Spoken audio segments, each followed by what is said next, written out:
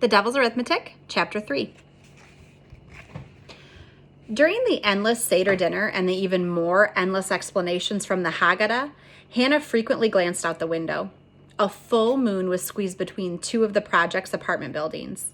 Her grandfather droned on and on about the plagues and the exodus from Egypt. Maybe it was an interesting story if someone else told it, Hannah thought. But Grandpa Will had a voice that buzzed like the plague of locusts, and he made sour lessons at every pause. The Seder wasn't even in the right order, not like they taught it in Sunday school anyway. When Hannah tried to protest, she was shushed down by Uncle Sam. "It's Will's way, don't make trouble," he said. Hannah stared at the moon. Tomorrow they'd be going to Grandpa Dan's for the next Seder. At least there would be 3 cousins her own age there, all boys, but that couldn't be helped. And they'd get to sit at the kitchen table away from the grown-ups, and Grandpa Will wouldn't be there shouting and making a scene, only Grandpa Dan. Sweet, gentle, silly Grandpa Dan, who told stories in between the readings and said things like, "How do I know? I was there." Beside her, Aaron was moving restlessly, getting ready to ask the second question. With the yarmulke covering his fair hair, he looked like a miniature Grandpa Will. Hannah almost laughed aloud, remembering what Rosemary had asked at her first and only holiday visit. Why do they wear those beanies? Aaron's hands shook, and a page in the Haggadah flipped over by itself. Hannah reached out and smoothed it back for him, and he smiled up gratefully at her. He has the greatest smile, Hannah thought. He won't need braces. "Stop worrying," she mouthed at him. At her urging, he plunged into the second question, chanting the Hebrew perfectly because he'd memorized it. But when he looked down at the book to read the English translation, he stumbled over the word herb and pronounced it herb. Uncle Sam snorted, and Aaron stopped mortified. He looked around the table. Everyone was smiling at him. It was clear that he'd made some silly mistake, but he didn't know what it was that he'd done. He turned helplessly to Hannah. "Herb," she corrected with a whisper. "Don't pronounce the H." He nodded gratefully and started on the English again, finishing too loudly and in a rush, a sure sign that he was unhappy. "On all other nights, we eat vegetables and herbs of all kinds. Why on this night do we eat bitter ones especially?" he asked. Why indeed, Hannah wondered, since they're so disgusting. Rosemary gets to eat jelly beans and I get to eat horseradish. It isn't fair. She realized suddenly that she'd spoken those last words out loud and everyone had heard. Embarrassed, she stared down at her hands, but her anger at the injustice of it all continued. "Of course it isn't fair," whispered Aunt Ava to her, "but what has fair to do with it?" She smiled and to break the tension started singing Dayenu in her strong musical voice. The rousing, repetitive song carried them all along, even Hannah's mother, who was tone deaf. Hannah knew that Dayenu meant it would have been enough, but she suddenly felt that nothing was enough except to get out of that room and that Seder in which nothing fair or fun was happening. And then she remembered the wine. That, at least, was new. When the Seder began again, she would get another glass of watered wine. For the first time, she was being allowed to drink along with the grown-ups. "Let Hanalei join in the toasts for real," Grandpa Will had said before the Seder had begun. "Now, Poppy," Hannah's mother protested, "she's only 12. 13, Hannah corrected. Ava had patted her hand. "And when my sister Ava was 13, what she would have given for a little glass of watered wine," Grandpa Will had begun. It was the same kind of argument he used for everything. He never had to finish the sentence, for no one could withstand the promise of guilt. "All right, Poppy." Grandpa Will had smiled, turning to Ava. "See? They can't keep her a baby forever." Babies, like Aaron, had to make do with grape juice. Hannah had been grateful to her grandfather for that, at least. And she had discovered with the very first toast that she liked the sweet, cloying taste of the wine, even though it made her head buzz a little. "Hannah!" Aaron tugged on her sleeve and his eyes were full of mischief. "It's time." Time? For a moment, she thought he meant time for the next toast, and then she realized he meant time to steal the afikomen, the matzo wrapped in the blue embroidered cloth. Looking around the table, she saw that the adults were all suddenly very busy talking to one another. She remembered when, as the only child, she'd been the one to take the afikomen. She'd thought herself terribly clever when she found it under Grandpa Will's chair. Of course, now she knew that he always hid it there for easy discovery. She smiled at Aaron, suddenly feeling very adult. You go look for it. I'll keep watch here. Okay.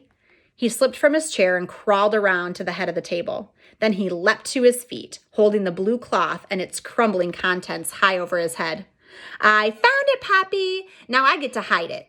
He ran from the room, but no one leapt up to follow. He's going to hide it in the bathroom, Hannah said to no one in particular. He always does. Hush, Hanale, don't spoil things, Aunt Rose said. You always hid the afikoman under Grandma Belle's pillow, Aunt Ava said. You knew? Uncle Sam guffawed. You left enough crumbs. Knowing and not knowing, her mother said and sighed. It's all part of the game, and the game is to uncover the hidden order of the universe. Seder means order. I read it in that book. What hidden order? Grandpa Will said. Do you think there was an order back in the camps? Do you think... Ava interrupted smoothingly.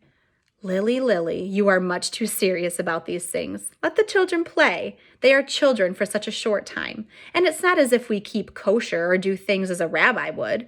We do it for the children. Isn't that right, Belle? Grandma Belle nodded. So they can have fun and remember their history. Brushing the stray wisps of white hair from her broad forehead, Ava rose. Here we come, Aaron. Ready or not? Signaling the others to follow, she left the dining room. The men stayed at the table talking, but Aunt Ava and Aunt Rose went into the bedroom in a noisy search. Hannah's mother was almost as loud looking about the kitchen. They spent minutes calling out to each other about how difficult Aaron was to find this year, until Grandpa Will put his fingers to his mouth and let out a piercing whistle that brought them all back. Hannah had been waiting at the bathroom door as if on guard. At the whistle, the door opened and Aaron peeked out. Hannah, I'm in here, he whispered. Big surprise, Hannah said, slipping into the room. Look where I hid the afikoman. He took the blue cloth out of the dirty clothes basket. That's disgusting, Aaron. Hiding it in someone's laundry? They never even looked in here, Hannah. I flushed the toilet and pretended to be going and no one came in, he grinned. You're so smart, Ron. Hannah had to laugh at his earnestness. What are you going to ask Poppy for? A baseball glove. She knew how much he wanted one. He'd been saving his Hanukkah money and doing extra chores. Good choice, she said. No matter what Poppy offers you to buy back the afikoman, you hold out for that glove. She looked at herself in the bathroom mirror, wondering when the braces would come off. This summer, if she was lucky. I got a Barbie doll dress collection once. She didn't admit that she'd regretted it right after.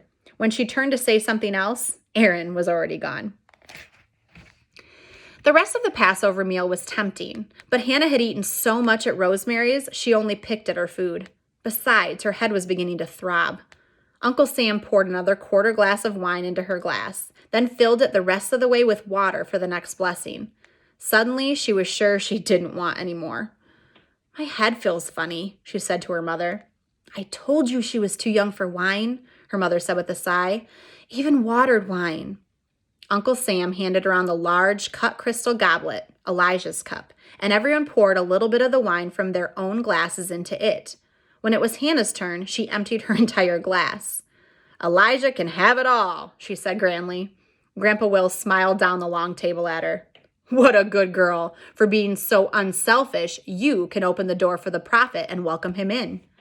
I wanted to do that, Aaron called out. That's the most fun. Hannah will do it, Aaron, Grandpa said, because she was so generous with her gift. He can have my whole cup, too, Aaron said. A sacrifice unasked is so much the greater, Grandpa Will said flatly. Come, Hannah. Hannah stood reluctantly. She felt like a fraud. She hadn't given the wine out of generosity, but only because she didn't want it. It was no sacrifice. Remember, Hanale, we open our door to remind ourselves of the time that Jews were forced to keep their doors open to show the Christians we were not practicing blood rituals. Huh. His last syllable was a noisy punctuation, as if we were the bloody ones. Aunt Ava leaned over and laid her hand gently on his. It was enough to calm him. He smiled at Hannah. Open the door to Elijah, child, and invite him in with an open heart. Slowly, Hannah moved toward the front door, feeling incredibly dumb.